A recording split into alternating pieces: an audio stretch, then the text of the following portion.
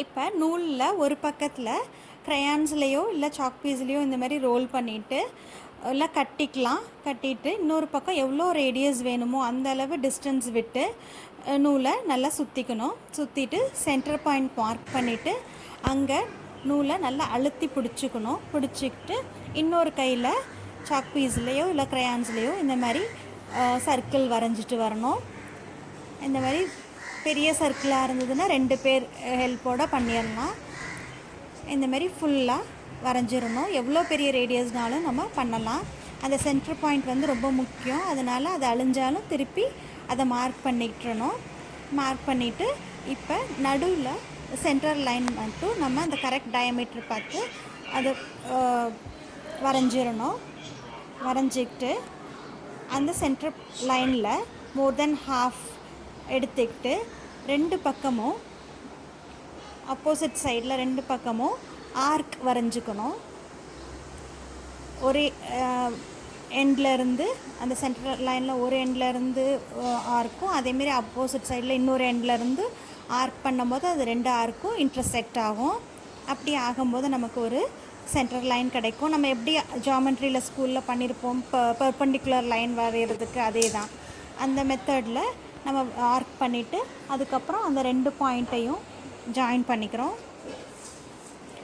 பண்ணால் கரெக்டாக ஃபஸ்ட்டு வரைஞ்ச டயமீட்டர் அந்த சென்டர் லைனுக்கு பெர்பெண்டிகுலராக இன்னொரு லைன் கிடைக்கும். ஸோ இந்த சர்க்கிள் வந்து ஈக்குவலாக 4 பார்ட் பிரிஞ்சிருச்சு. 4 பார்ட்டாக இப்போ நம்ம பிரிச்சுருக்குறோம்.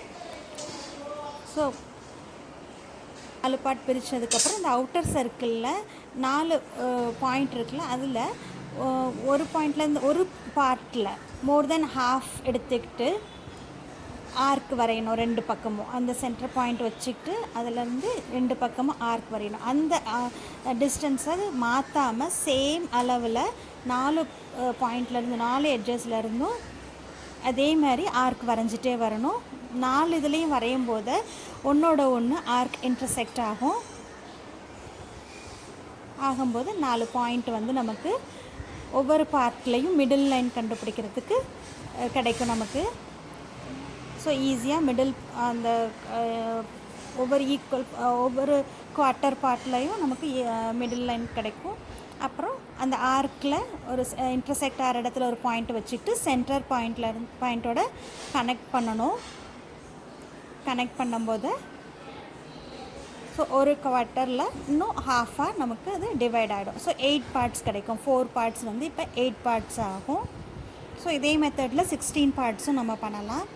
இதெல்லாம் பெரிய கோலம் போடும்போது ரொம்ப யூஸ் ஆகும். பெரிய ரங்கோலி நம்ம போடும்போது இந்த மாதிரி மார்க் பண்ணிவிட்டு நம்ம பண்ணும்போது ரொம்ப பர்ஃபெக்டாக டிசைன்ஸ் பண்ணலாம்.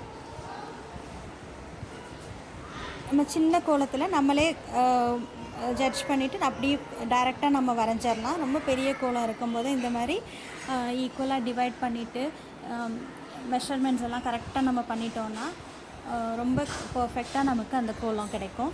ஸோ இதெல்லாம் பெரிய பெரிய ரங்கோலி பண்ணும்போது நல்லா ஈஸியாக இருக்கும்.